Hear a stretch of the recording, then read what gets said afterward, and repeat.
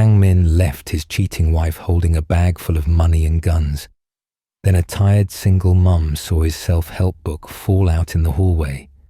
She made him do laundry. Her kids adopted him. His ex leaked an embarrassing video to destroy him.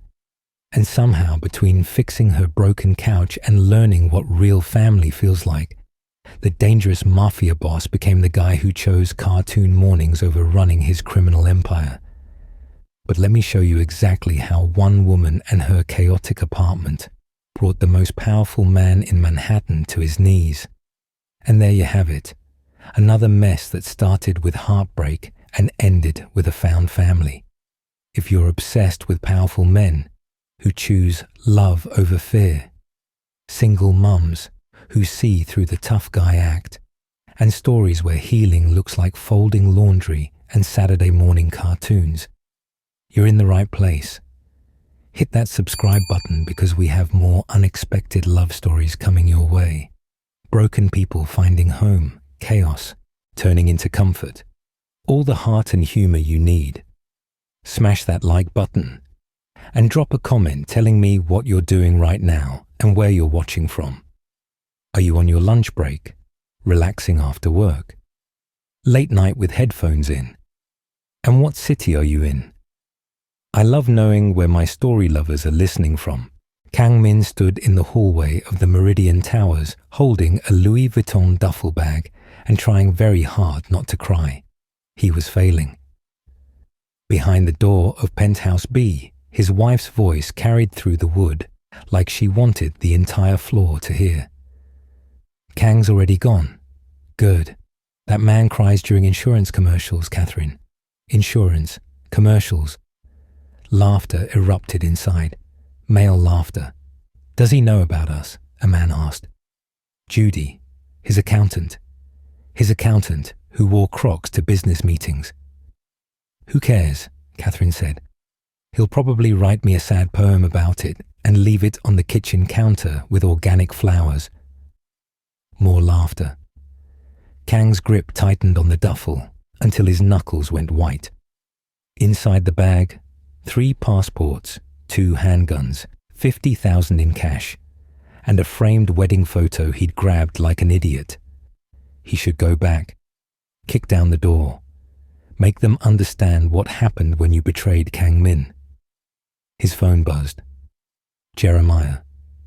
Boss, shipment, arrives in 20. You want me to handle it? Kang stared at the screen, then at the door, then back at the screen. He typed, handle it. I'm unavailable. 3 dots appeared, disappeared, appeared again. You good? Kang's fingers hovered over the keyboard. Then he typed the most humiliating sentence of his life. My wife is sleeping with my accountant. The response came fast. Judy, that guy wears Crocs. Kang deleted the thread and shoved the phone in his pocket. He needed to leave before he did something stupid, like care. He turned toward the elevator bank just as the service elevator dinged at the end of the hallway. A woman stepped out carrying a laundry basket the size of a small vehicle, a folder clamped between her teeth, and a phone pressed to her ear with her shoulder. No, baby. I said brush your teeth, then put on pajamas, she said around the folder. Because if you do it backwards, you'll get toothpaste on. Peter, do not put that cat in the bathtub. She kicked the elevator door. To keep it open, shifted the basket, and finally looked up. Her eyes landed on Kang. He stood frozen, designer bag in hand, face probably red and blotchy, neck tattoo visible where his collar had come undone, looking like every sad gangster movie ever made. The woman stopped mid-sentence. I'll call you back, she said slowly, hanging up without breaking eye contact. They stared at each other. You good? She asked finally. I'm fine, Kang lied. You're crying in a hallway with a go bag. That's not fine. I'm not crying. Your face is actively doing the thing right now. I don't... His voice cracked. He cleared his throat. I don't cry. The woman set her laundry basket down with a thud. Uh-huh. And and Beyoncé. She scanned him like a TSA agent who'd seen everything. Let me guess. Woman trouble. Kang said nothing. It's always woman trouble when a man standing in a hallway, looking like his soul just filed for divorce. She paused. Or man trouble. I don't judge. Woman trouble, Kang admitted. Thought so. She picked up her basket. Good luck with that. She walked past him. Kang didn't know why he said it. Maybe because she was a stranger. Maybe because she clearly didn't care. Maybe because the alternative was standing in this hallway until his legs gave out. I don't have anywhere to go. The woman stopped, slowly turned around. Excuse me. I said, no, I heard you. I'm just confused. She set the basket down again, crossed her arms. You're wearing a watch that costs more than my car. That bag is Louis Vuitton. Your shoes are Italian leather. And you're telling me you don't have anywhere to go. Kang looked down. She was right. Everything he wore cost a fortune. Everything except his dignity. I have properties, he admitted, but my wife knows about them. Her family knows about them. I can't. So you're rich, homeless, and dramatic, the woman said. Got it. I'm not dramatic. Baby, you're standing in a luxury building hallway, looking like someone cancelled Christmas. That's textbook dramatic. Kang opened his mouth to argue. His phone rang. The ringtone echoed through the hallway. Careless whisper, in all its saxophone glory. The woman's eyebrows shot up. Is that? It's my wife, Kang said miserably. I never changed it from when we were dating. Her shoulders started shaking. Don't, Kang warned. I'm not. She turned away, hand over her mouth. Don't laugh. I'm not laughing. She was definitely laughing. I'm never going to dance again the way I danced with you. She lost it. Full body laughter that bounced off the marble walls. Kang declined the call. Silence fell, except for her fading giggles. You done? He asked flatly. Almost. She wiped her eyes. Okay, I'm good. Another giggle escaped. Sorry, long day. That was just... She gestured at him. A lot. They stood there. I'm Irene, she said finally. Murphy, 3F. Kang Min. Yeah, I figured. You're kind of infamous in the building. His stomach dropped. You know who I am. Penthouse guy who tips the doormen in hundreds. Yeah, we know you. She picked up her basket again. What I don't know is why you're having a breakdown in my hallway. It's not your hallway. I pay rent here. It's my hallway. She started walking. You coming, or you gonna stand there until your wife finds you? Kang hesitated, then followed. He had nowhere else to go. They walked in silence down the hallway, Irene leading with her basket, Kang trailing behind like a lost designer puppy. Halfway to her apartment, the duffel bag's zipper gave out. The sound was catastrophic, a metallic ripping that echoed like a gunshot. Things hit the marble floor in slow motion.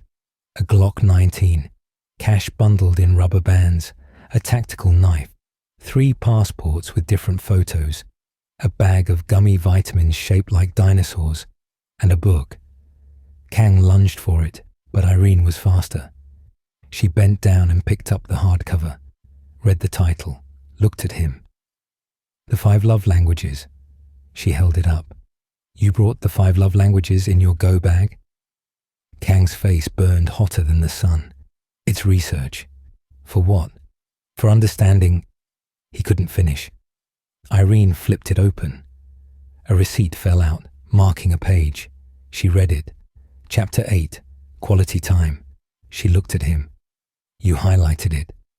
Give it back. In pink. Murphy. You highlighted the love. Languages book in pink highlighter.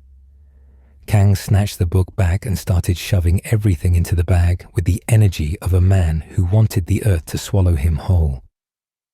Irene stood there, hand over her mouth, shoulders shaking. "I take it back," she managed between giggles. "You're not dramatic. You're a whole Adele album. Are we going to your apartment, or are you going to stand here roasting me? I'm excellent at multitasking." She picked up her basket. "Also, we need to talk about the gun." "What about it?" "You can't bring a gun into my apartment. It's registered. I don't care if it's blessed by the Pope. No guns around my kids." Kang paused. "You have kids?" "2.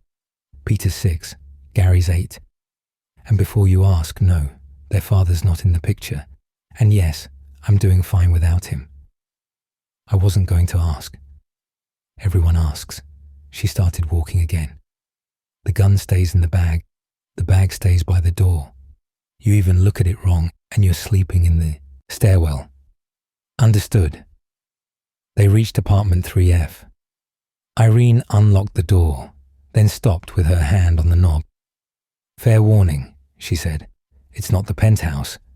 I assumed." "No, I mean it's really not the penthouse. It's barely an apartment. It's more like a really expensive shoebox that my grandmother guilt-tripped the landlord into keeping rent-controlled. I don't care about square footage. You say that now." She pushed the door open. Kang stepped inside. The apartment was small, aggressively small. The living room, dining area, and kitchen existed in the same 400 square feet. Toys covered every surface like a plastic explosion. A pile of laundry occupied the couch. The TV played a cartoon about a talking sponge. 2 kids were passed out in sleeping bags on the floor, dead to the world.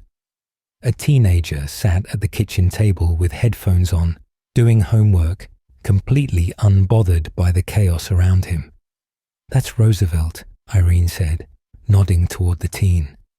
"My nephew. He stays here Tuesdays and Thursdays. Long story involving his mom's work schedule and the subway system." She pointed at the sleeping kids. "Those are mine.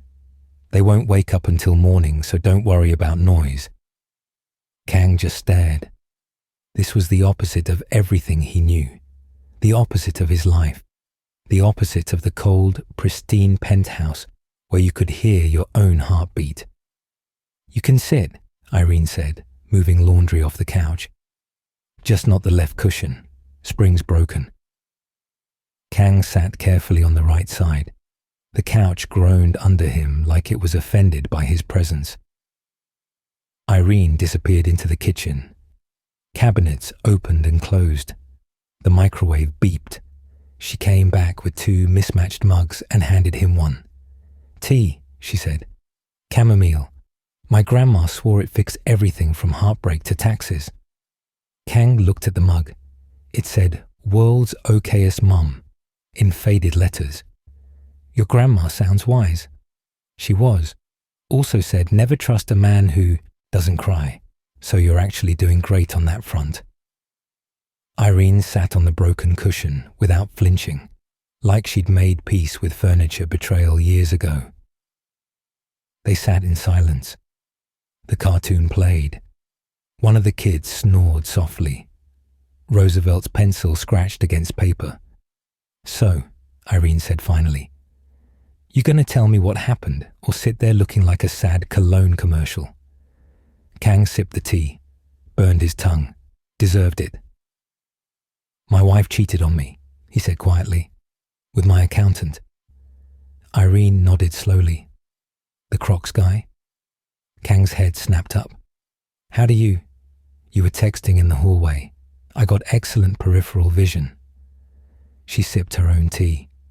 "Also, everyone in this building knows Judy from 8C. Man wore Crocs to Mrs. Patterson's funeral. He's sleeping with my wife. Sounds like your wife has questionable taste in both men and footwear." Despite everything, Kang almost smiled. "What's the plan?" Irene asked. "You hiding here tonight, then going back to your penthouse?" "I don't know. That's honest. I don't have a plan. For the first time in 15 years, I have no idea what I'm doing. Irene studied him over her mug. You know what's funny? What? You look like the kind of man who always has a plan. Fancy suit, expensive watch, guns in your bag. But right now? She leaned back, spring creaking. You look more lost than my son when I ask him where his homework went. Kang laughed. It came out broken but real. Welcome to the club, Irene said. We meet every Thursday. There's no snacks. His phone buzzed. Text from Peter. Boss, situation at the warehouse. Need you. Kang stared at it. You need to go? Irene asked. He looked at the phone, at the apartment, at Irene watching him with knowing eyes. No, he said, turning the phone off completely. I really don't. Irene showed him where things were with the efficiency of a flight attendant running through safety procedures she'd memorized years ago. Bathrooms down the hall. Shower works, but the hot water takes 3 minutes to kick in. Don't flush twice in a row, or the toilet gets offended and stops working. She pointed at a closet. Extra blankets are in there, pillows on top. It's flat, but it's clean. Kang nodded, taking mental notes like this was a business briefing. Kitchen's self-explanatory. Help yourself to whatever's in the fridge, which currently is yogurt, some questionable leftover pasta, and approximately 7 different juice boxes. She paused. Actually, don't touch the orange juice box with Gary's name on it. He will know, and he will prosecute you to the full extent of 6-year-old law. Understood. Good. Irene grabbed her laundry basket. I'm going to fold these before I lose my mind. You need anything else? No, thank you, for this. She shrugged. You looked pathetic. I'm contractually obligated as a mom to feed pathetic things. It's why I have a cat. You have a cat? Had. It ran away last month. Probably found a better apartment. She headed toward the couch, then stopped. Oh, and Kang. Yeah? House rules. She turned around, and her face was suddenly serious. 1. Don't wake my kids or I'll kill you. And I know you know people, but I'm a single mum. I'm scarier. Noted. 2. You can sleep on the couch, but if you complain about the spring, you're sleeping in the bathtub. I won't complain. 3. If any of your associates show up here, I'm charging you rent, market rate, for Manhattan. Kang almost smiled. Fair. 4. No guns in the house. I don't care about your business. This is a nerf-only household. The gun stays in the bag by the door. Good. She sat down and started folding. Break any of these rules and you're out. Clear? Crystal. Excellent. Now make yourself useful and fold those towels. Kang blinked. Excuse me? You heard me. You're in my house, you help with chores. That's how this works. I don't fold laundry. You do now. She tossed a towel at him. Welcome to normal people life. It's very boring and involves a lot of laundry. Kang caught the towel, stared at it like it might explode. It's not complicated, Irene said without looking up. Rectangle. Make it smaller. Repeat. He sat down on the other end of the couch and attempted to fold the towel. It came out lopsided and sad. Irene glanced over. That's tragic. I'm a little out of practice. Clearly. She took it from him, refolded it in 3 seconds flat, handed it back. Watch and learn. For the next 20 minutes, they folded laundry in silence. Kang slowly improved from disaster to merely incompetent. Irene said nothing, just kept folding with the mechanical efficiency of someone who'd done this 1,000 times. Roosevelt took off his headphones and looked over. Mom, who's the sad guy on our couch? That's Kang. He's having a crisis. Cool. Roosevelt put his headphones back on. Kang looked at Irene. Does he know what I do? Does it matter? I know what you run. She folded a tiny shirt with dinosaurs on it. Everyone in this building knows. The doormen talk. The maintenance guys talk. Mrs. Chen on the 5th floor definitely talks. Kang's stomach dropped. And you still let me in here? You were crying over a love languages book. You're not exactly threatening. She set the shirt in a pile. Plus, I'm a good judge of character. You got kind eyes under all that expensive anxiety. Kind eyes? Yeah, sad, but kind. She grabbed another towel. My grandma taught me that. Said you can tell everything about a person by their eyes. Yours say you're tired, and you've been faking it for a long time. Kang stopped folding. No one had seen that. Not Jeremiah, not Peter, not Catherine, who'd been married to him for 5 years. But this woman he'd met 20 minutes ago in a hallway saw it immediately. Your grandma was perceptive, he said quietly. She was a lot of things. Perceptive, stubborn, made the best cornbread in Harlem. Irene smiled softly. This was her apartment. Left it to me when she passed. Only reason I can afford to live here. I'm sorry. Don't be. She lived a full life, 87 years of not taking anyone's nonsense. She looked around the small space. Sometimes I think she's still here, judging my life choices. What would she say about me being here? Irene considered. Probably something like, that boy needs a good meal and a reality check. Then she'd make you pot roast and tell you about yourself for 3 hours straight. Sounds terrifying. It was. Irene's smile faded into something softer. I miss her every day. They sat in the comfortable silence of people who understood loss. One of the kids shifted in his sleeping bag, made a small noise, settled again. That's Gary, Irene said. He's the warrior, has nightmares sometimes about me not coming home from work. What do you do? I work 3 jobs. Dental office during the day, transcription work at night, weekend shifts at a pharmacy. She said it matter-of-factly, like reciting a grocery list. It's a lot, but the bills don't care about my feelings. Kang thought about his penthouse, his cars, his accounts, the money he spent on watches that cost more than her annual rent.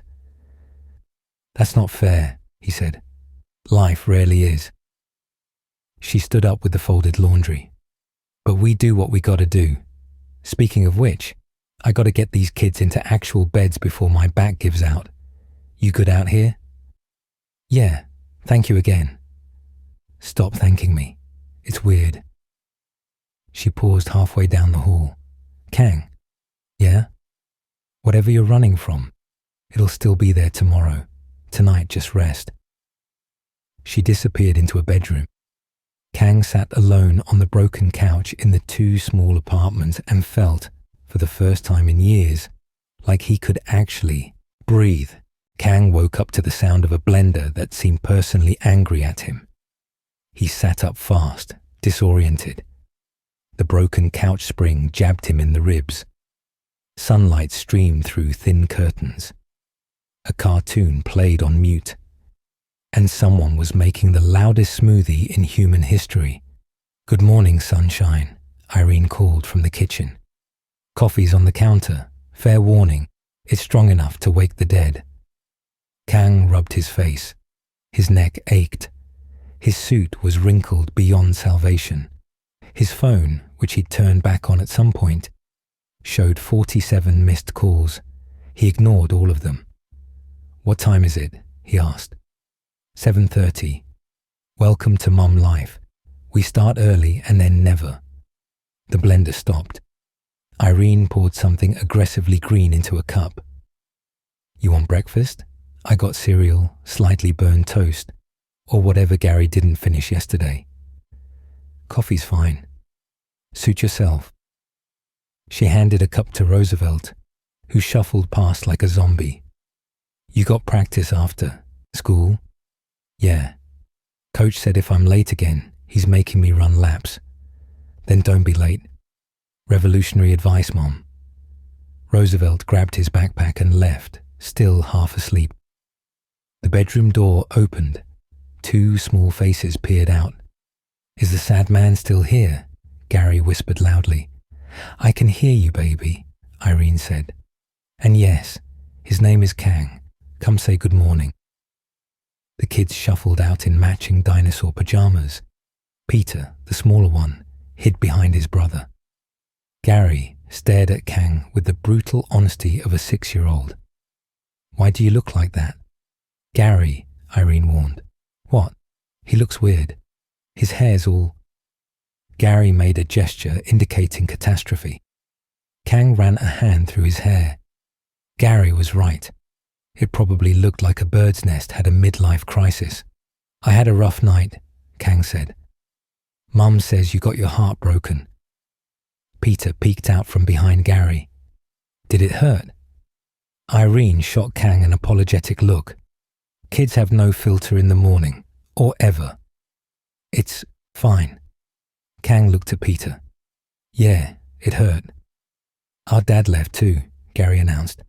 "But Mum says he's a bum, and we're better off." "Are you a bum?" "Gary," Irene looked horrified. "I'm just asking." Kang surprised himself by laughing. "I don't think so, but your mum might disagree." "You got that right," Irene muttered. "Okay, boys, breakfast. Now. We got 15 minutes before the bus." The kids scrambled to the table. Irene poured cereal with the precision of someone running a military operation. Kang's phone buzzed.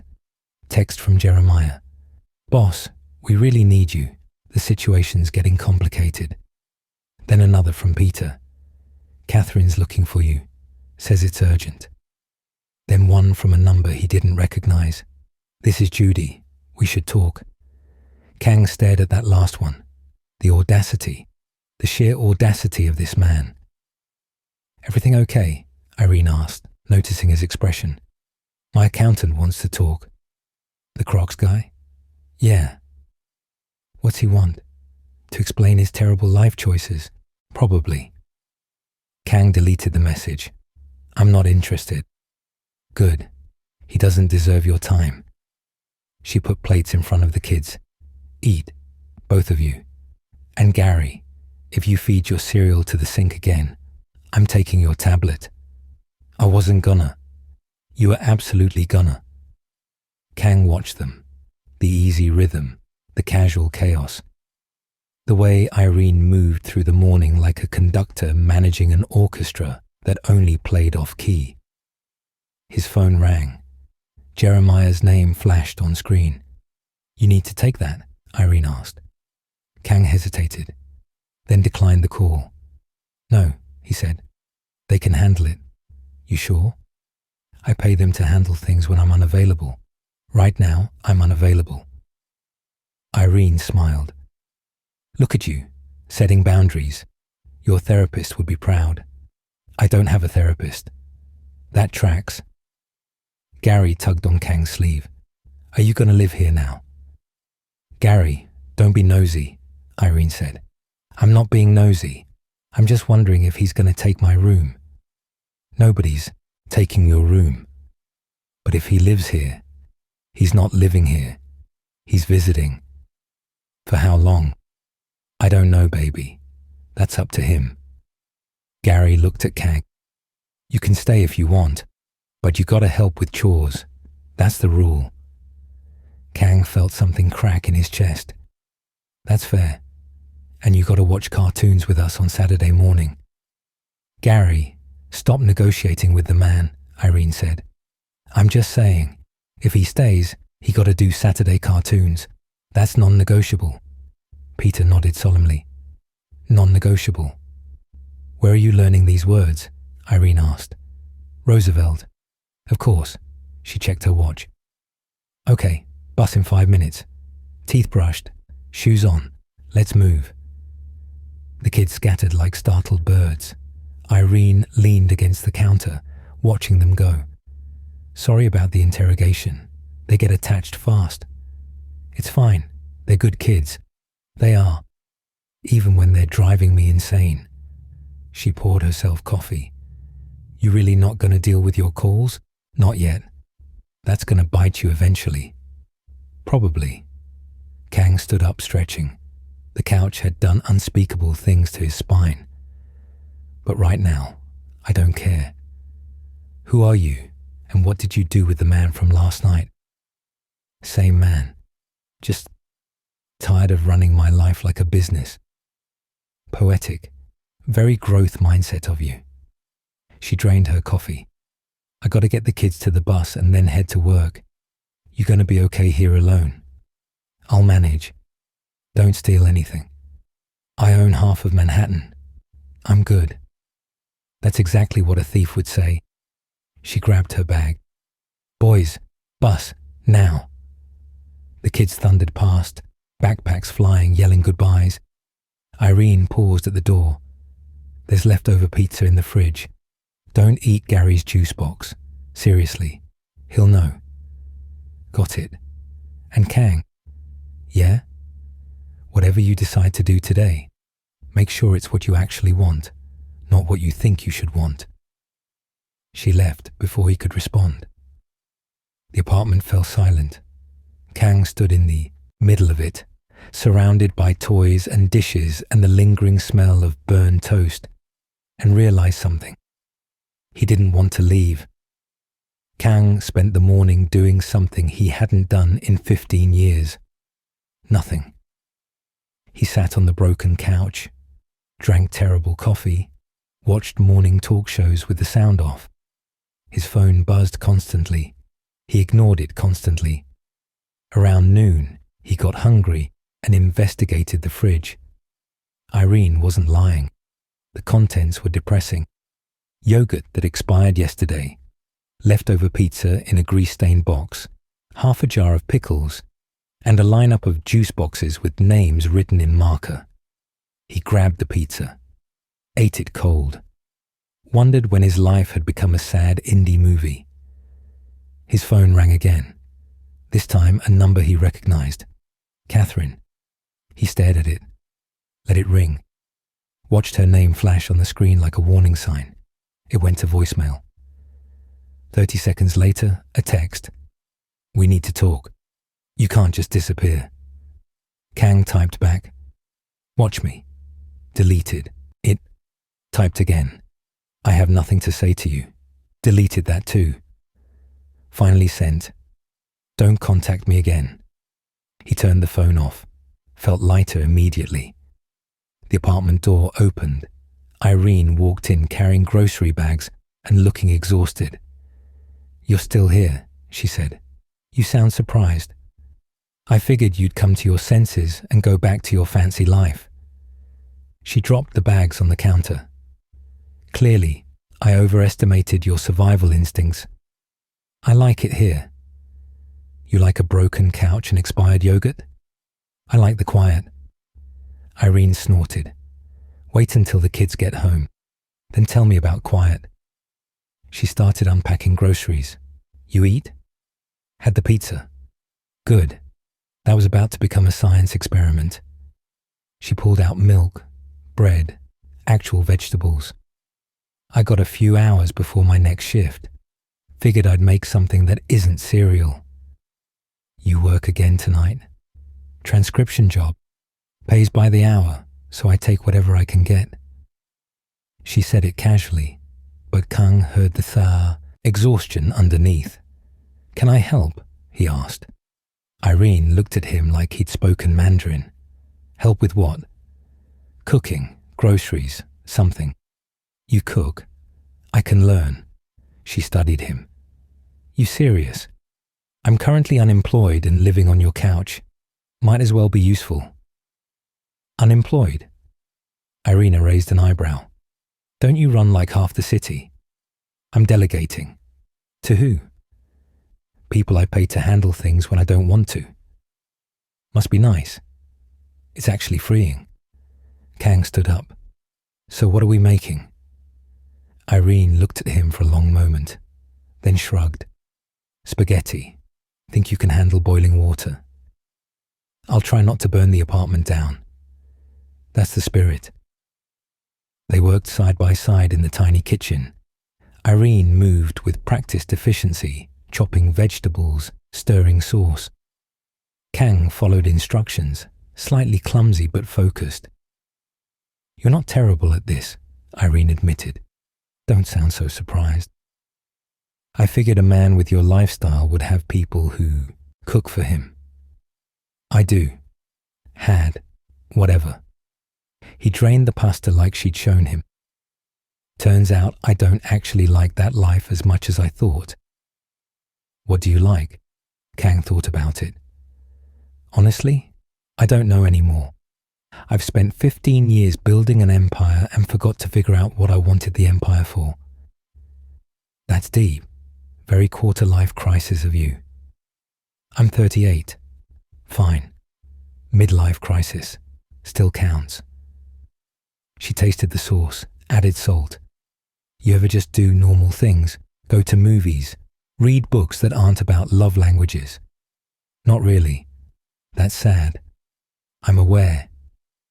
The door burst open. Gary and Peter tumbled in like small tornadoes, backpacks flying. "Mom!" Gary yelled. "Peter said I couldn't." He stopped, stared at Kang. "You're still here." "Told you he'd stay," Peter said smugly. "I didn't think you were serious." Gary dropped his backpack. "Are you our new roommate?" "Gary," inside voice, Irene said. "And no, he's still visiting." "For how long?" "We've been over this." "But I want to know." "Join the club," Irene muttered. Peter tugged on Kang's sleeve. "Can you help with my homework?" "What subject?" "Math. It's really hard." "Peter, don't bother him," Irene said. "It's fine," Kang said. "I'm good with numbers." "See, Mom, he's useful." "Everyone's a critic." Irene pointed at the table. "Homework first, then dinner, go." The kids scrambled to the table. Kang sat down with Peter, who pulled out a worksheet covered in addition problems. "This one's wrong," Peter said, pointing, "but I don't know why." Kang looked at the problem. "Okay, walk me through what you did." For the next 20 minutes, Kang helped Peter with math, while Gary worked on spelling, and Irene finished dinner. It felt surreal, domestic, normal in a way. Nothing in his life had been normal.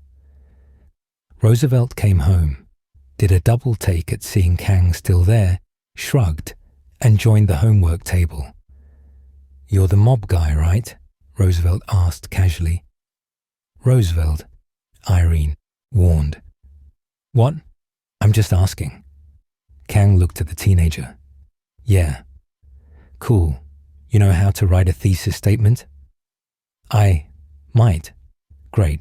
I got an essay due tomorrow and I'm lost." "This is not what I expected," Kang admitted. "Welcome to our house," Roosevelt said. "Nothing makes sense and everything's chaos. You get used to it." Dinner was loud. The kids talked over each other. Roosevelt complained about his English teacher. Gary spilled juice. Peter asked approximately 400 questions about everything. Kang sat at the cramped table in the too-small apartment and realized something. He couldn't remember the last time he'd felt this relaxed. "You good?" Irene asked, catching his expression. "Yeah," Kang said, surprising himself. "I really am." Gary leaned over. "Does this mean you're staying?" "Gary, I'm just asking." Kang looked at Irene. She raised an eyebrow, waiting. "Maybe," he said, "for a little while." Gary pumped his fist. "Yes, Saturday cartoons are back on. They were never off, baby," Irene said. "Yeah, but now we got an extra person. It's like a party." "A very strange party," Roosevelt muttered. "The strangest," Kang agreed, but he was smiling. But here's where things get dangerous. Because Kang just made the biggest mistake of his life. He got comfortable. He let his guard down. He started believing he could have a normal life. And in his world, that's when they come for you. Catherine knows where he is. His organization is watching. And someone just realized that the easiest way to destroy Kang Min isn't to kill him. It's to hurt the people he's starting to love. Hit that subscribe button because what's coming next will test everything. Should he run to protect them? Stay and fight? Can a man like Kang ever really escape his past? Smash that like button and comment. Tell me, is he making a mistake staying with Irene and the kids? Or is this worth the risk? Because the threat is coming, and it's coming fast. Now back to the story, because everything's about to fall apart. 3 days passed. Kang stayed. He slept on the broken couch, helped with homework, learned to make breakfast without burning things, became intimately familiar with the building's quirks, the elevator that skipped the 4th floor, the laundry room that only worked after 8 p.m., the doorman who pretended not to recognize him anymore. His phone stayed mostly off. His empire ran itself. Jeremiah sent updates. Kang sent back, handle it. It was the most peaceful he'd been in years. Until Tuesday morning. Kang was washing dishes, a skill he'd acquired with surprising competency, when his phone buzzed. He'd turned it on to check the weather. Mistake. The text was from Catherine. No words, just a video file. His stomach dropped before he even opened it. He dried his hands, clicked play. The video started. Kang recognized the setting immediately. Their apartment, his birthday party 2 years ago. Catherine had insisted on a theme. Whimsical, she'd called it. What appeared on screen was worse than he remembered. Kang Min, intimidating crime boss, terror of the Manhattan underground, wearing a unicorn onesie, complete with horn and tail. He was holding a microphone. "Oh no," Kang whispered. On screen, past Kang started singing. Total eclipse of the heart, full commitment, full vibrato, fully, horrifyingly sincere. "Turn around," Video Kang belted. "Every now and then I get a little bit lonely." Present Kang closed his eyes, wanted to die. The video kept playing. It got worse. There was choreography. There were hand gestures. At one point, he dropped to his knees. The video ended. Another text from Catherine. "Everyone at your office gets this tonight unless you sign the divorce papers my way. Your choice, darling." Kang stared at the phone. Then another text. "And give me the brownstone. And the Audi. And don't fight me on the settlement." His hands shook. Not from fear, from rage. "Everything okay?" He turned. Irene stood in the doorway, dressed for work, keys in, hand. "Fine," he lied. "You look like you just got terrible news." "It's nothing." "Kang." She walked over. "We've been living together for 3 days.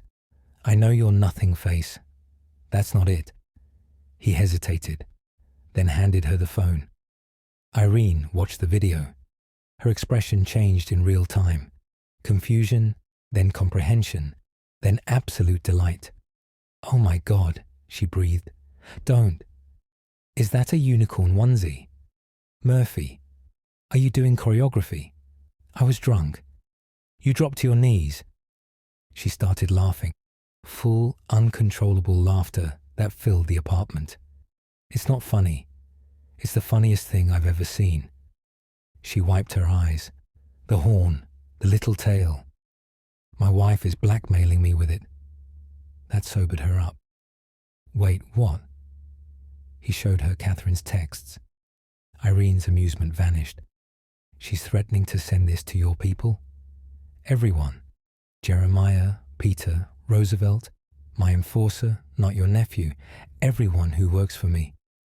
"That's," Irene paused, "actually pretty smart. Evil, but smart. Thanks. Very helpful. What are you going to do?" "I don't know." Kang sat down hard on the couch.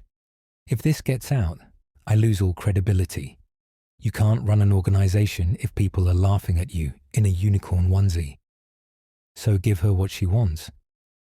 The brownstone alone is worth $3 million. The Audi's custom.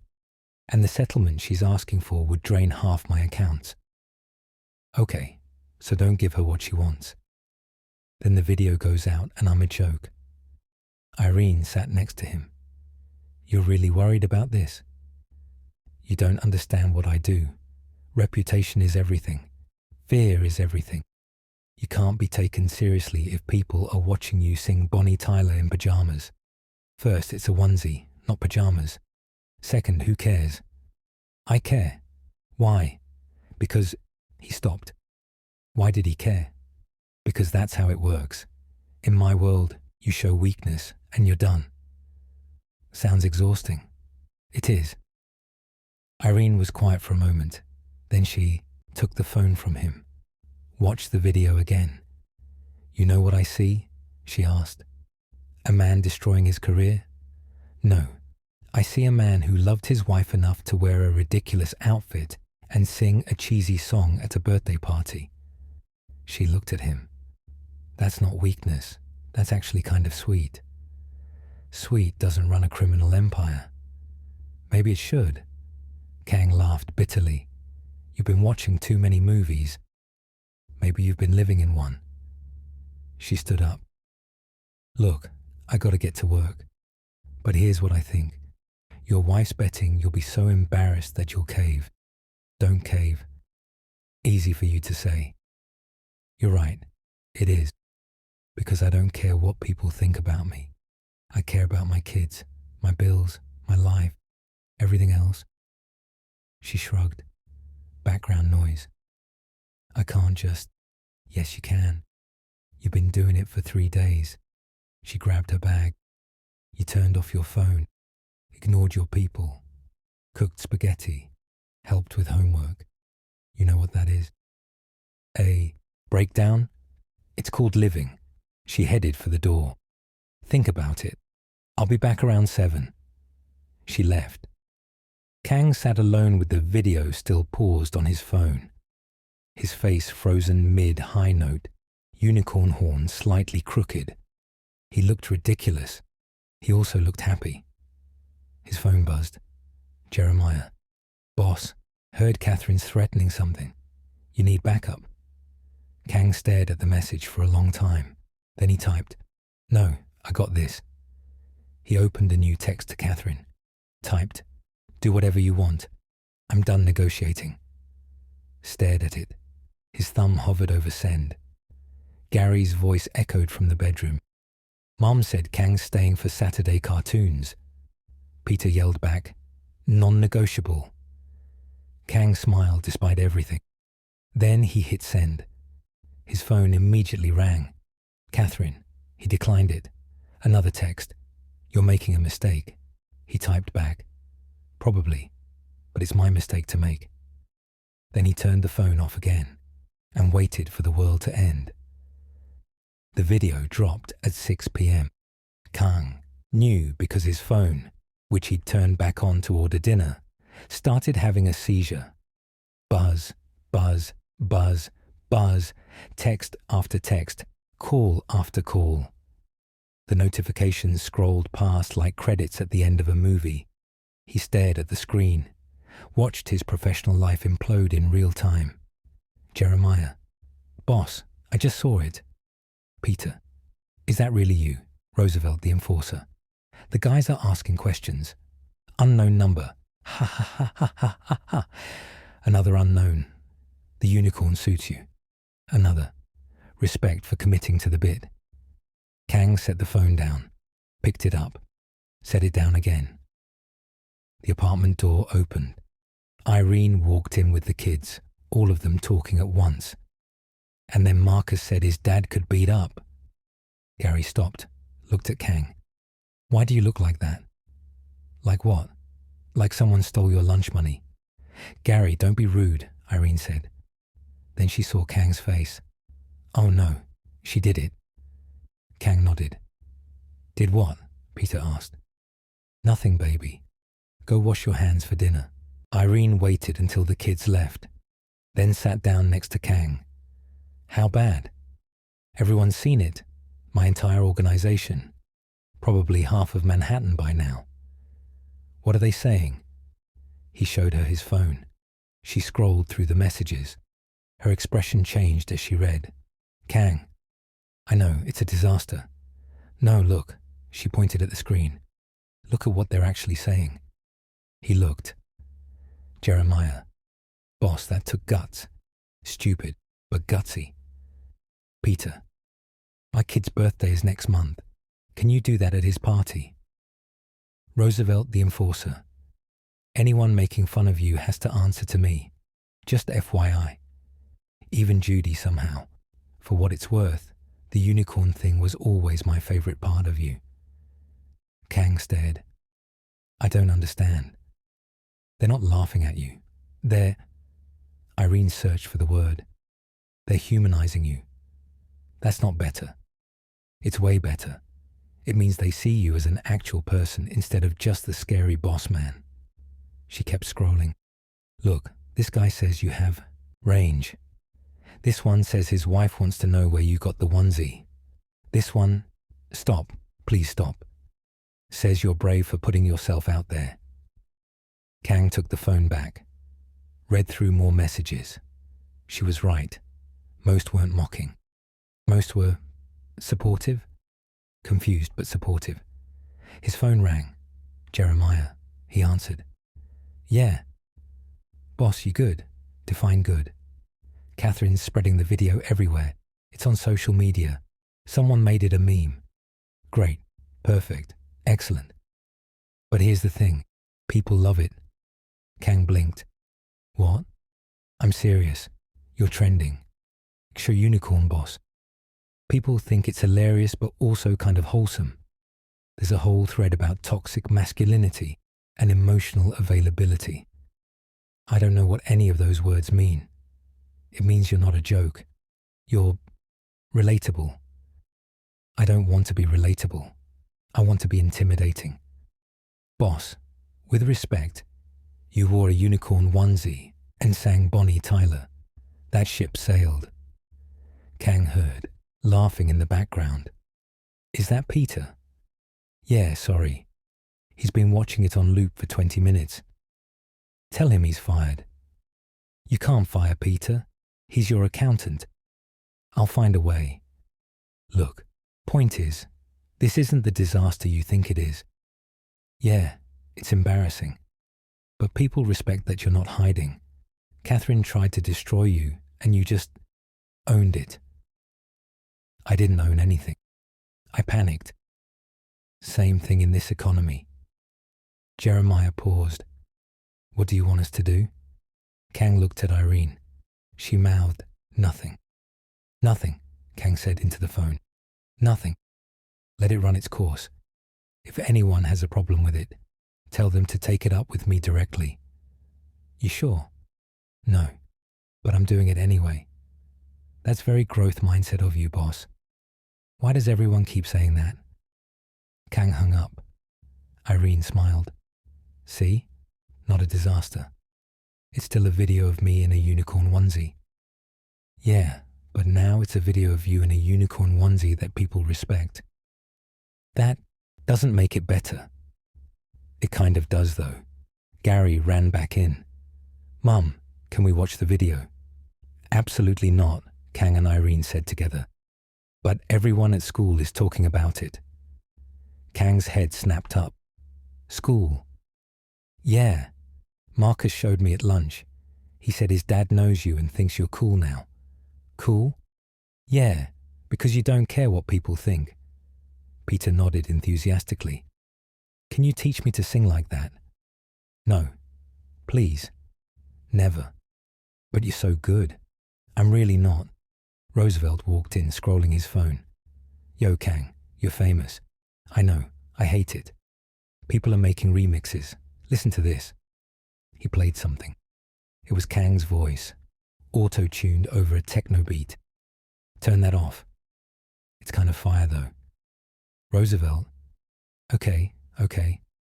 He pocketed his phone. But for real, you're handling this better than most people would. I'm not handling it. I'm surviving it. Same thing. Irene stood up. Okay, enough screens. Dinner time. Everyone to the table. The kids scattered. Kang sat there, shell-shocked. "You okay?" Irene asked. "I think so." That didn't sound convincing. "Because I'm not convinced." He looked at her. "My ex-wife just humiliated me in front of everyone I know, and somehow I'm trending on social media as Double Unicorn Boss. Nothing about this makes sense. Welcome to 2025. Nothing makes sense. This is your fault, you know." "How is this my fault? You told me not to cave." "And you didn't. I'm proud of you. I'm a meme. A beloved meme." She pulled him up. "Come on, spaghetti's getting cold." "I don't know if I can eat." "You can and you will. That's the rule." They walked to the table. The kids were already fighting about something. Roosevelt was showing them something on his phone they definitely shouldn't see. Normal chaos. Kang sat down. His phone buzzed one more time. "Catherine, I underestimated you." He showed Irene. She grinned. "Good, let her." By morning, Joe Unicorn Boss had evolved into something Kang never expected. Respect. He woke up to messages from people he hadn't heard from in years. Old associates, rivals, even a few enemies. The general consensus, refusing to be ashamed, took more guts than hiding. "You're a folk hero," Irene said, handing him coffee. She'd started making it less terrible. "There's a think piece about you in 3 different publications. I don't want to be a think piece. Too late. You're a cultural moment." She showed him her phone. "Look, this one's titled, 'What Unicorn Boss Teaches Us About Authentic Masculinity.'" Kang groaned. "Make it stop." "Can't stop the internet, baby. It's got a mind of its own." She sat down. "But seriously, how are you feeling?" He thought about it. "Weirdly okay?" Yeah. I thought this would destroy me. But I'm sitting here in your apartment, drinking bad coffee, and I'm fine. The coffee's not that bad anymore. It's still pretty bad. Rude," she smiled, "but I'm glad you're okay." His phone rang. Not Jeremiah, not Peter. A number he didn't recognize. He answered cautiously. "Yeah." "Mr. Min?" A woman's voice, professional. "This is Marsha Reynolds from the Manhattan Chronicle. I'm doing a piece on the viral video and wondered if you'd like to comment." "No comment." "Are you sure? People are very interested in your story. The man behind the empire, the vulnerability, the..." "I wore a unicorn onesie at a birthday party. That's the whole story. But the emotional honesty was me being drunk and in love, which clearly was a mistake." He paused. "The drunk part, and the in-love part, and the unicorn part." Marsha laughed. "Can I quote that?" "Absolutely not." "Fair enough. One last question. Any message for your ex-wife?" Kang looked at Irene. She mouthed, "Be nice." "I hope she's happy," he said carefully. "And I hope she finds someone who appreciates Crocs." "I'm sorry, what?" "Nothing. We're done here." He hung up. "Crocs?" Irene asked. "Couldn't help myself." "You're petty. I like it." The kids came running in, already dressed for school. "Uncle Kang," Gary yelled. "Can you walk us to the bus?" "Gary, he's not your uncle," Irene said. "But he lives here." "He's visiting." "For 3 days." "Still visiting." Peter tugged Kang's sleeve. "Please? Marcus said his dad wants to meet you." Kang looked alarmed. "Why?" "Because you're famous now." "I'm not famous. I'm infamous." "What's the difference?" "About 3 years of therapy." "Please." Both kids gave him matching puppy eyes. Irene raised her hands. "Don't look at me. This is between you and your fan club." Kang sighed. "Fine. But I'm not signing autographs." "Yes." The kids high-fived. 20 minutes later, Kang walked 2 small kids to the bus stop while trying not to make eye contact with other parents. It didn't work. "Hey, you're the unicorn guy." A dad approached, grinning. "My wife loves that video. Says you're what healthy masculinity looks like. Your wife needs higher standards. She said you'd say that. Can I get a picture?" "Absolutely not. Come on, man. My kid's birthday is next week. I need proof I met you. I'm not a celebrity. I'm a guy who made bad decisions. Best kind of guy." The dad pulled out his phone anyway. Gary tugged Kang's hand. "Just do it. He won't leave you alone otherwise." "How do you know?" "That's Marcus's dad. He's persistent." Kang looked at Marcus's dad. The man smiled hopefully. "Fine. One picture. No posting." "Deal." The photo happened. Marcus's dad immediately posted it. "You said no posting." "I lied. Thanks, man. You're a legend." Ran off. Peter looked up at Kang. "Are you mad?" "Furious. You're smiling, though." "I'm smiling angrily." "That's not a thing." "It is now."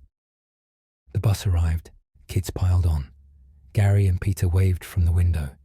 Kang waved back, feeling ridiculous. Then his phone rang again. "Jeremiah." "Please tell me there's not another crisis," Kang answered. "Opposite of a crisis. Good news." "I don't trust good news anymore." "Catherine's backing down." Kang stopped walking. "What?" "Her lawyer called. She's accepting the original settlement terms. No brownstone, no Audi, just the standard divorce split." "Why?" "Because the internet turned you into a sympathetic figure, and her into the villain who tried to blackmail you with a birthday video." Jeremiah sounded pleased. "Public opinion matters, boss. She's getting roasted in the comments."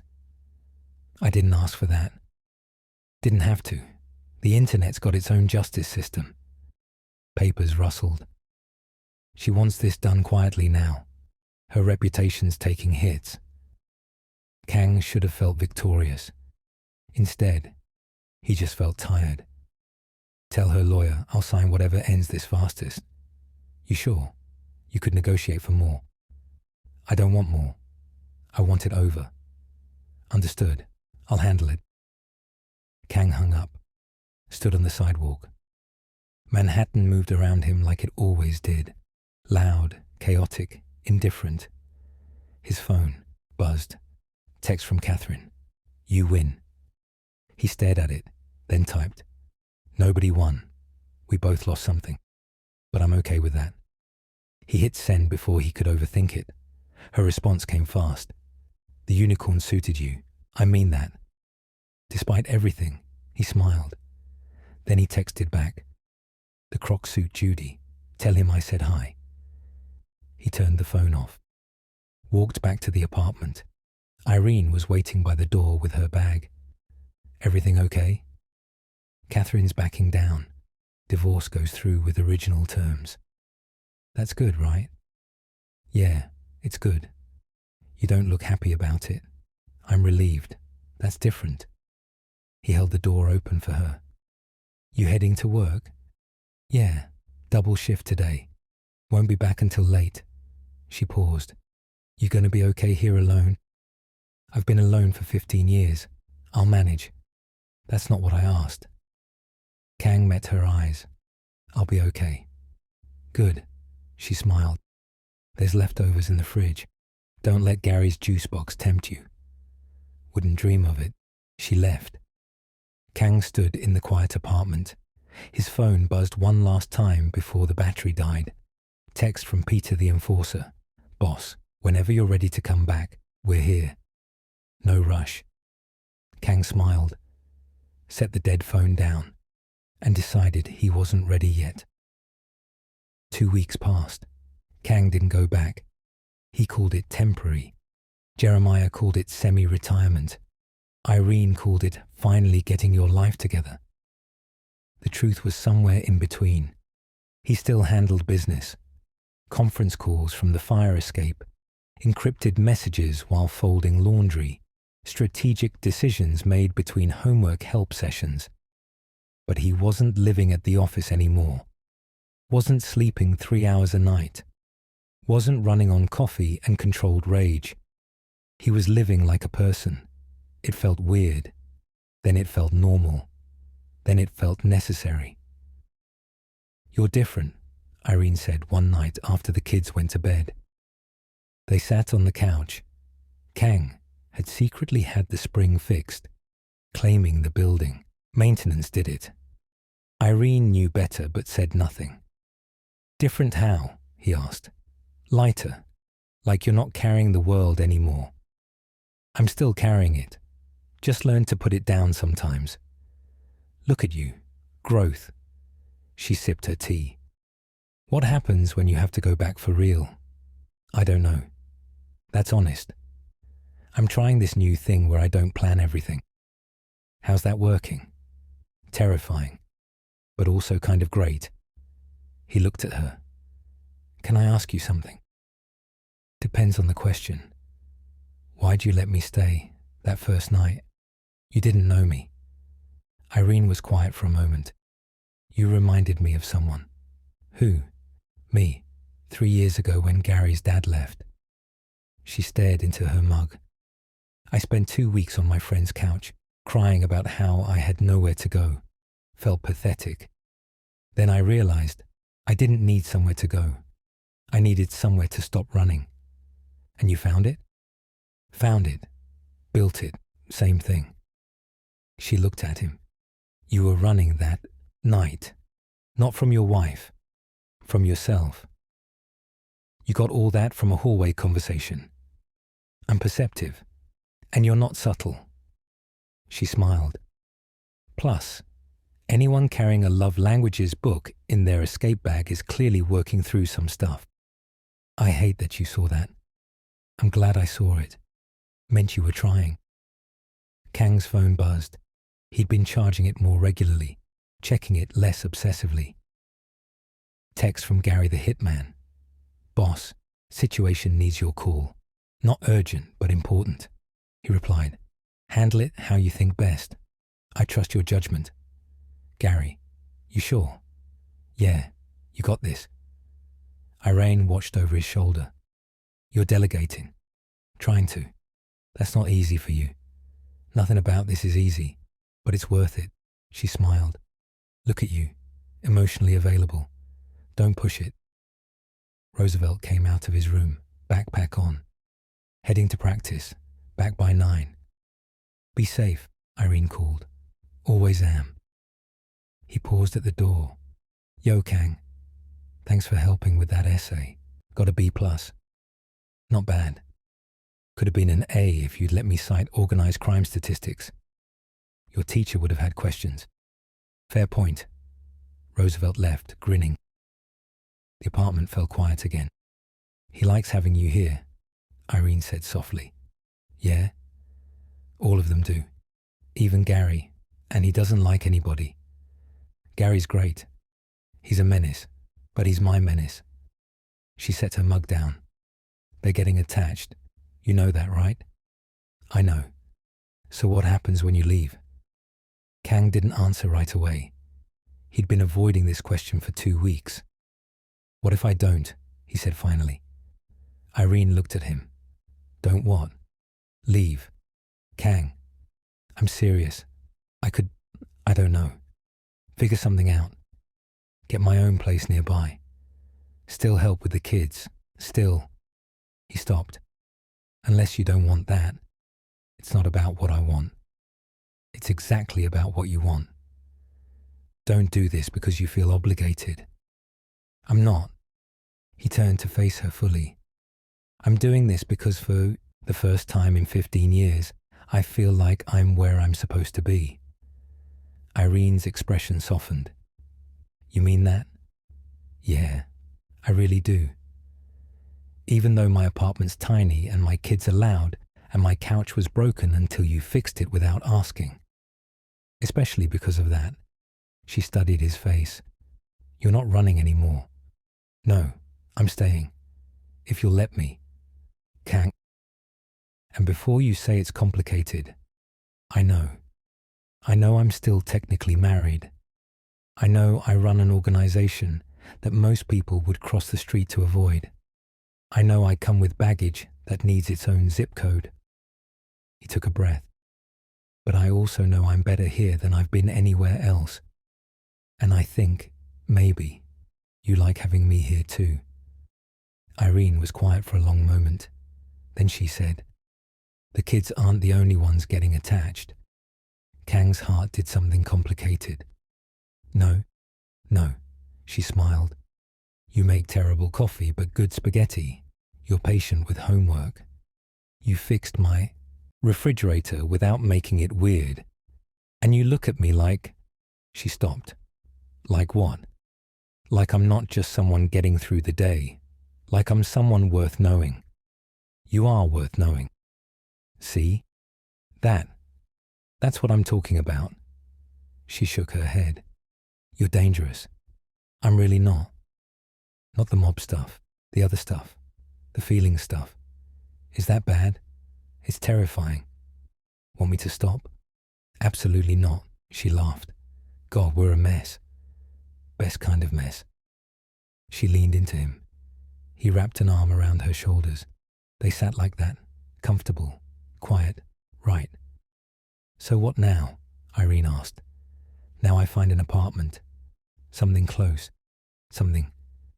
There's a unit opening up on the 4th floor. Kang pulled back to look at her. Yeah? Yeah. Mrs. Chen's moving to Florida. Rent-controlled. 1 bedroom. Needs work, but it's livable. You want me in the building? I want you close enough to help with Saturday cartoons, but far enough that you're not sleeping on my couch forever. She smiled. Non-negotiable. I can work with that. Good. They sat in comfortable silence. Outside, the city hummed. Inside, something new was building. Something that felt like home. 3 months later. Kang Min stood in apartment 4F, surveying his new life. The place was small, 1 bedroom, barely functional kitchen, a living room that fit a couch and not much else. Nothing like the penthouse. Nothing like the life he'd built over 15 years. It was perfect. Uncle Kang. Gary burst through the door without knocking. Mum says dinner's ready. Tell her I'll be right there. She said to tell you that means now, not in 10 minutes. I'm coming. That's what you said last time, and we waited forever. Peter appeared behind his brother. Are you bringing the thing? What thing? The surprise thing. I don't know what you're talking about. Mum said you had a surprise. Kang sighed. Your mum talks too much. I heard that. Irene's voice carried from downstairs. The kids giggled and ran off. Kang grabbed the bag he'd hidden in his closet and followed them down to 3F. The apartment looked different now. Small additions had appeared over 3 months. A new coffee maker that actually worked. A bookshelf he'd built with Roosevelt's help. Framed photos of the kids that somehow included him in half of them. The table was set. Spaghetti again. Their official meal, Irene called it. About time, Irene said, stirring sauce. I was about to send a search party. I was literally upstairs. You're getting slow in your old age. I'm 38. Like I said, old, she smiled. You bring it? The kids ruined the surprise. The kids ruin everything. That's their job. She called out, Roosevelt, dinner. Coming, muffled response from the bedroom. They sat down together. The usual chaos. Gary talking over Peter. Roosevelt on his phone until Irene confiscated it. Food being passed around, laughter filling the small space. Kang watched it all, feeling something he couldn't quite name. Contentment, maybe. Belonging. So, Irene said, catching his eye. The thing. Right. Kang pulled the envelope from his bag, set it on the table. Irene picked it up. What's this? Open it. She did. Read the contents. Her expression changed. Kang, it's a college fund for Gary and Peter. And Roosevelt if he wants it. The table went quiet. You can't, Irene started. I can, and I did. It's done. This is... She looked at the numbers. This is too much. It's barely anything. It's $50,000 per kid. Roosevelt's eyes went wide. Wait, seriously? Seriously? Kang looked at Irene. I've got money sitting in accounts doing nothing. They should use it. But? No buts. The kids are smart. They should go to college, not worry about loans or debt or working 3 jobs to make it happen. He said that last part pointedly. Irene's eyes got shiny. You didn't have to do this. I know. I wanted to. Gary tugged her sleeve. Mom, why are you crying? I'm not crying.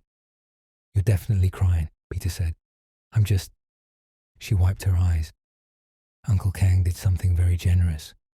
He's not our uncle, Gary said automatically, then paused. Wait, is he?